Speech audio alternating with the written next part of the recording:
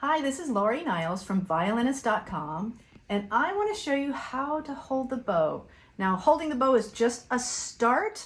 It'll take years to get good at it, but here we go. So first of all, I'm going to tell you the parts of the bow, if you're new to all this. This is the frog. Nobody really quite knows why it's called the frog. And over here is the tip, which is kind of self-evident. This is the hair on the bow. It's made out of horsehair. This is the stick.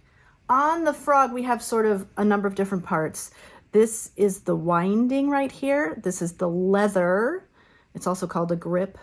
Right here is the eye of the bow. This is the slide. This right here is the screw. This is how you wind it up to tighten the bow. You loosen it to loosen the bow. This is about how tight the bow should be. So you see there is still a curve in the bow. If it curves the other way, you're in trouble. It's way, way too tight. If it's straight, it's also too tight. And you see there's about, I want to say there's about 8 millimeters here between the hair and the stick at the skinniest point. So that is what you need to do. When you put the bow away, you unwind it until the hair almost touches the stick. All right? And you do that each time. Then you rosin the bow. This is rosin right here. If you can give it about 10 swipes of rosin, and I would recommend rosining it pretty much every time. I just hold the bow like this. Don't touch the bow with your fingers because it gets dirty really, really easily, okay? You can even see mine is a little bit dirty. The oil in your hand makes it dirty. And then we just go like about 10 times. I'm just gonna do a few. If there's no bow, like if there's no rosin on your bow, it won't make a sound at all. And sometimes people think there's something wrong with their brand new bow. It's usually because there's no rosin on it. Okay, so how to hold the bow. Each of your fingers is going to have a different role, and that's why it's important to hold it correctly. It would work if you held it like this, but you need to do this sort of particular thing. This is a Franco-Belgian bow hold. So the thumb is going to go sort of on this, you see where the nail is? It's on this inside corner of the nail, okay?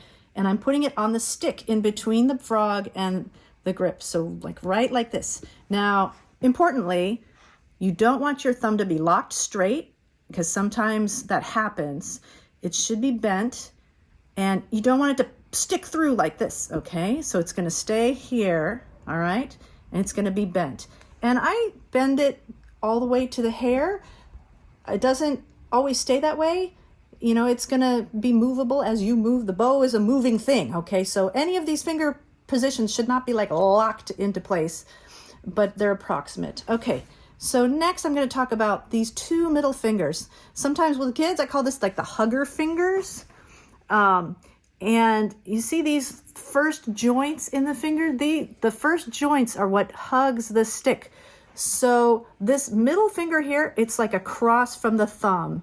And then the other finger is next to it with a little bit of space between them. Okay, so you see that. And this is for little kids. I call this a bow bunny. This is what we do with our bow bunny. We put it over the stick. Okay, now with little kids, sometimes we put the thumb here just so we have a nice round thing going on here. But with adults and older beginners, we start with the thumb on the stick. Okay, and then we put these little hugger fingers on, the middle fingers. Now, the purpose of the thumb is to be like a fulcrum, okay? This is where everything pivots from. These are the closest thing to something that would hold the bow. This is where we get stability, these 2 middle fingers. Okay, now the pointer finger, it's gonna go down between these 2 joints, okay, and on the side, and it just kind of lies there. So I'll show you again, thumb, hugger fingers, and then this goes like this. The purpose of this is to push, this is the element that pushes down on the fulcrum, okay?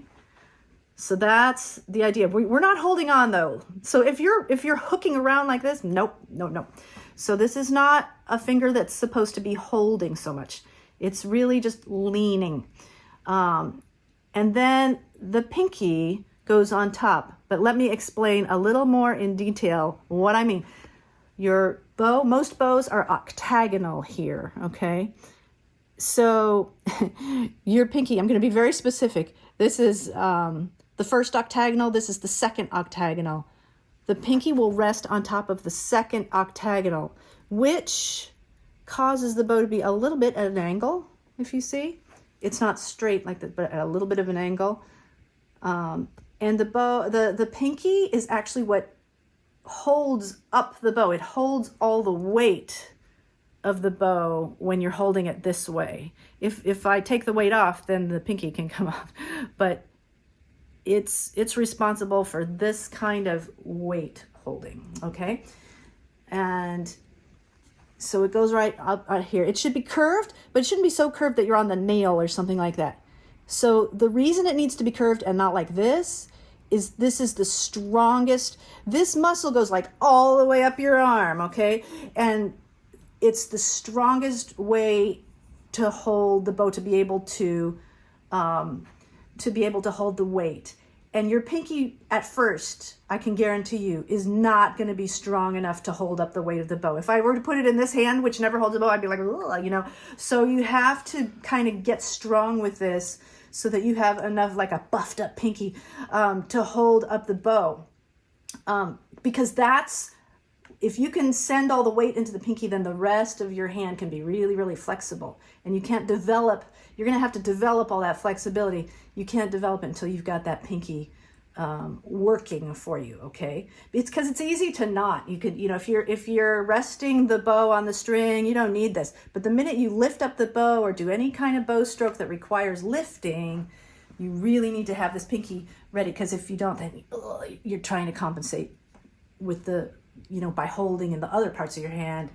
And so this whole thing is designed to have strength and flexibility. That's why all these details are really, really important. So again, this is a Franco-Belgian bow hold, and it just takes a while for it to become like comfortable. And it's just kind of like the basis upon which you're going to build a strong bow hand and a flexible bow hand. I hope that's helpful. Join us on Violinist.com, follow our YouTube channel, and happy practicing.